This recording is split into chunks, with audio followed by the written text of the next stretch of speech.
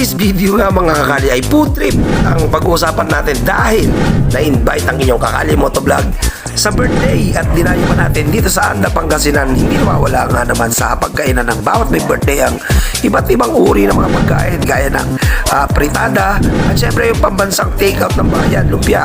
Hindi mawawala ang carbonara at mga puto. Syempre yung may birthday na nag-invite sa atin mga kakali at pinaka the best pambabatang pagkain, eto na. Tara, silipin na natin. Kasama nga mga kakali si SK na aking service na dumayo dito sa Anda, Pangasinan dahil na-invite po tayo at sinama tayo ng isa nating solid kakalye, si Brents Tamundong at saka si Kari. So dito nga mismo sa Pangasinan ay nasimulan na ang kantahan at syempre hindi mawawala dyan ang video. Okay, huwag mo nga lang kakantahin yung syempre ipinagbabawal na kanta at baka mabaril tayo bigla. At tuloy-tuloy nga mga kakali ang kasiyahan at syempre nagdatingan na rin at waiting na rin kami. Actually gutom na nga rin ako, pati si tatay ayan pumwesto na, hanap na ng pwesto si tatay para syempre masimulan na ang kainan at naka-prepare na nga dito ang mga handaan dyan ng pansit na pampahaba ng buhay.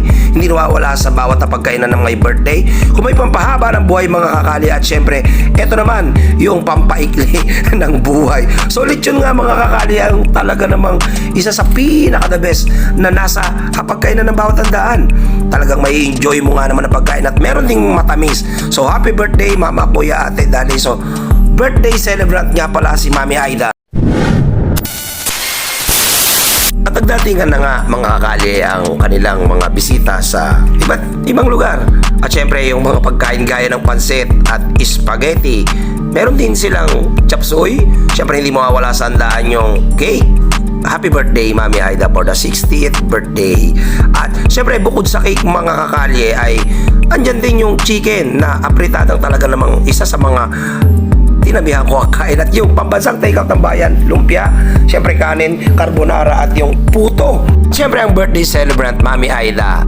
At kung ready ka na mga blood, ihanda mo na ang iyong losartan at talaga namang pagdating sa lechon, yummy. Napakasarap nga ng pagkakagawa nila ng lechon at dito na lang din nila ito niluto.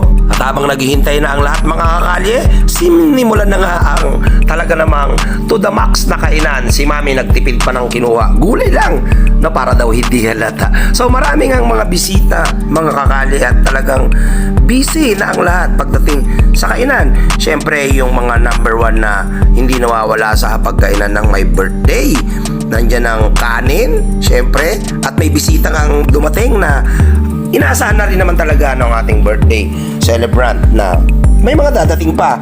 At syempre dito mga kakali yung pambansang take out na lahat, lumpia at yung chicken, isa nga yung sabihin na natin. At may pinapaitan pa nga pa pala mga kakali, may sabaw. So lechon nga ang number one na nagtrending sa handa. Ito at talagang ito yung unang naubos. Bala ko nga sanang i-take out mga kakali kaso nahiya lang ako. So for today's video hanggang dyan nga mga kakali. I hope na nabusog kayo sa ating video for today. At syempre salamat dun sa may birthday na nag-invite sa atin si Mami Aida. Kita-kits tayo next video mga kakali at always share the love. Nakabubiyahe at pamahinsingin ng hangin dito sa kali. Bawal maari, umulan man o umaraw patuloy.